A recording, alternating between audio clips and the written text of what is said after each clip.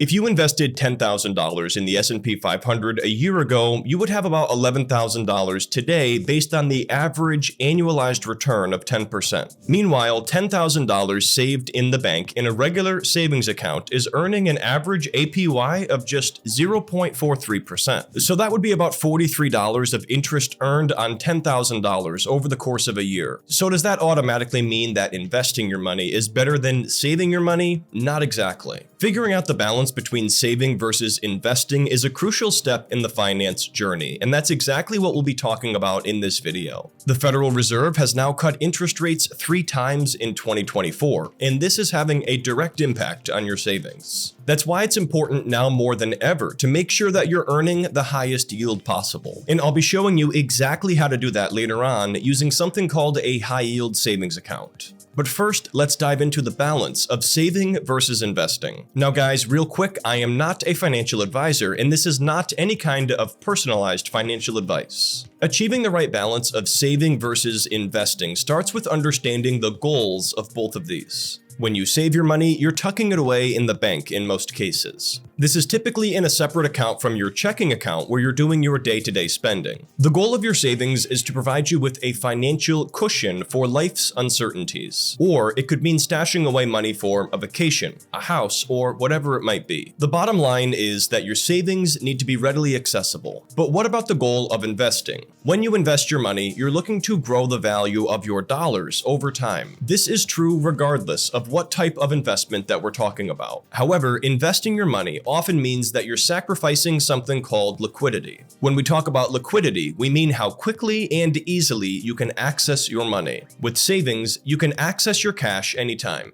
While with investments, accessing that money might take longer and may come with the risk of losing value. More on this later. Investments have varying levels of liquidity depending on what type of asset you are looking at. Real estate investing, for example, is a highly illiquid investment in most cases. If you go out and purchase a rental property, you would then need to sell this piece of real estate if you need access to liquidity or cash. And that could take months, if not longer, depending on the market. Stocks and bonds, on the other hand, are more liquid investments, meaning that you can easily sell them and convert them into cash. But the value of these investments can and will change. That's why most experts recommend that you do not invest money that you're looking to use within the next 5 years. So just keep in mind that the goal of savings is to have liquidity. Meanwhile, investing often means sacrificing that liquidity for potential returns. Now let's dive into Savings 101. And real quick, guys, if you're passionate about money like I am, please take 2 seconds to drop a like on this video as well as subscribe and hit the bell for all notifications. We post weekly videos about how to master your money, so you don't want to miss out. And be sure to leave us a comment down below with your favorite money saving strategy. For me personally, it's skipping the coffee shop and making coffee at home. Unfortunately, figuring out your personal savings needs isn't as simple as moving your money over from checking to savings at the end of the week. That's because there are many individual goals and possible events that people save up money for. Lumping everything together into one savings account is often a recipe for disaster, so that's why a lot of people use banking apps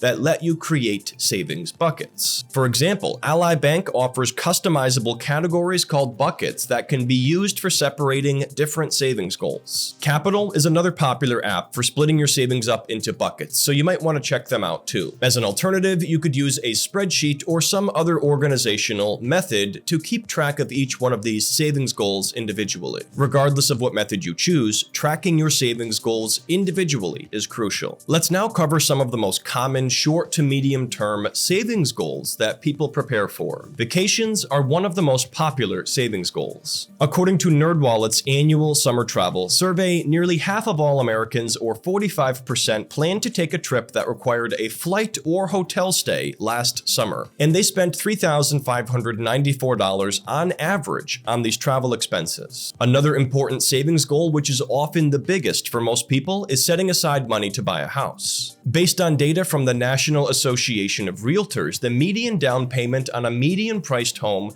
is just under $60,000 or $59,145 as of September 2023. These savings goals can take anywhere from a few months to multiple years to save up for. Now that we've covered some common savings goals, let's zoom in on the most important one, your emergency fund. An emergency fund is money saved in a bank account specifically earmarked to cover unexpected expenses. This is a separate allocation of cash from your other savings goals, and it's often recommended to keep this in a different bank account. Your emergency fund is meant to cover your entire cost of living should you have an unexpected emergency, and the amount that you have saved up depends on your cost of living. Most experts recommend having enough money in your emergency fund to cover 3 to 6 months of your living expenses. However, that is a lofty goal and one that may seem out of reach for many. That's why your first goal should be to simply save up $1,000 in a separate emergency fund savings account. This could be used for a car repair, a dental visit, or whatever it may be. Once you save up your first $1,000, you will probably find that it's a lot easier to continue building it up. Now, when you calculate this long-term 3 to 6 month emergency fund savings goal, you can take out any non-essential spending. This could include things like going out to dinner, seeing a movie, or shopping for your wants. If it's a true emergency, you won't be doing any of that. According to the Bureau of Labor Statistics, the average monthly expenses for an American household in 2023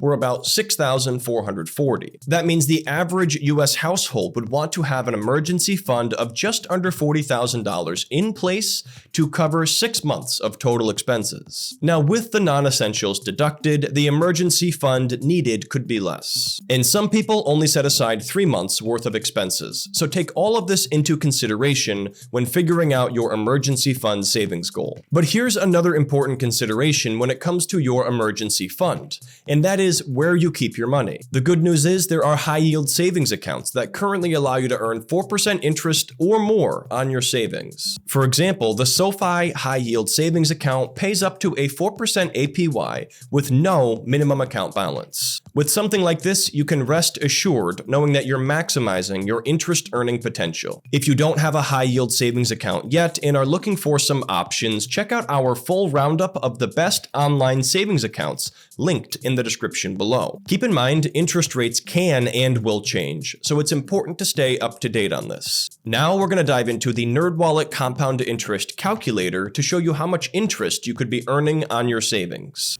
Okay guys, so here we are on the NerdWallet website taking a look at the NerdWallet compound interest calculator, and we're going to see how the 4% interest earned on your savings could actually make a big difference. And if you want to check this out yourself, it's going to be linked up down in the description below. But let's assume, for example, that you have an initial deposit here of $10,000 as you've saved up a good amount here towards your emergency fund. And let's say that we just want to look at 1 year, how much that you would earn with a 4% interest rate. So if we change this over here to 4% with a monthly compounding frequency, and we also eliminate this additional contribution, you can see here that you would earn $407.42 in interest at just a 4% APY. So that is why it's super important to look into these high yield savings accounts, because even though it might not seem like a lot when you hear 4% or something like that, it can add up to a significant amount of money. But now let's assume you've built up your savings to $40,000 based on an emergency fund that might be required for an average US household today. If you change this over here to $40,000, we can now see that you would have $41,629.66 over the course of just 1 year, earning that 4% APY on your savings. So definitely look into these high yield savings accounts yourself, and be sure to play around with this NerdWallet compound interest calculator linked up down below. Let's now talk about the prospect of investing your money, starting out with when to begin investing. Simply put, if you don't have 3 to to 6 months worth of your total expenses tucked away in a separate bank account, it's probably not time to invest yet, with the exception being your 401k. This is a retirement savings plan that allows you to contribute a portion of your paycheck each week to investments. While it's less common today, some employers still offer a company match where they will kick in an extra amount on top of what you put in. For example, when I worked for my local power utility company, I received a 50% match with a limit of 3%. That means if I invested 6% of my paycheck into my 401k, my employer would kick in another 3%. For a total of 9%. Taking advantage of a company match is essentially free money, so it often makes sense to contribute to this while simultaneously stashing away money in your emergency fund. So once you have your emergency fund fully funded and have this cushion in place, you're ready to begin thinking about investments outside of your 401k. But it's important to understand that investing isn't just about the desire to have more money. Instead, investing often becomes viewed as essential when you consider inflation. Inflation is the deterioration of your buying power over time, which happens as the cost of things goes up. Inflation has been elevated over the last few years, but recently it's been cooling off. The most recent inflation rate came in at 2.6% over the past 12 months, according to the Bureau of Labor Statistics. If you leave your money sitting there in cash or in a low-interest savings or checking account, you are losing buying power day by day. That's why investing and high-yield savings are often viewed as essential, as you need to grow your wealth to outpace inflation.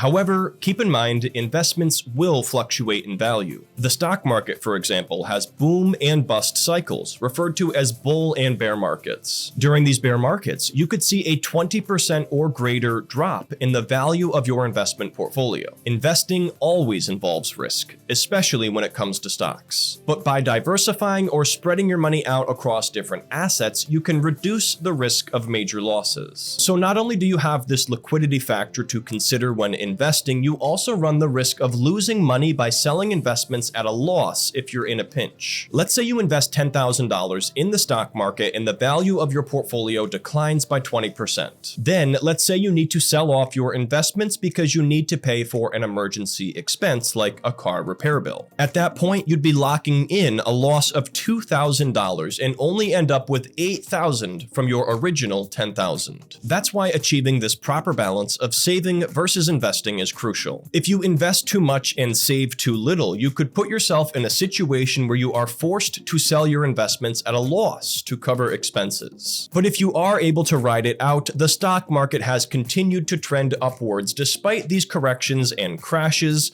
so long as you're investing in a diversified manner like the S&P 500. As you begin investing, it's important to consider how much of your money is allocated into stocks, bonds, and other investments. And this is going to be based on your risk tolerance, financial goals, and time horizon. A financial advisor could help you to figure this out, so keep that in the back of your mind. To summarize what we've covered here, achieving the right balance of saving your money and investing your money is a crucial step in the financial planning journey. But it isn't as simple as just stuffing your extra money under the mattress or putting it in the bank. Each one of your savings goals needs to be tracked individually, and your emergency fund should be in a completely separate savings account from your other savings goals. And it's important to make sure you're taking advantage of tools like the high-yield savings account to protect your buying power from inflation.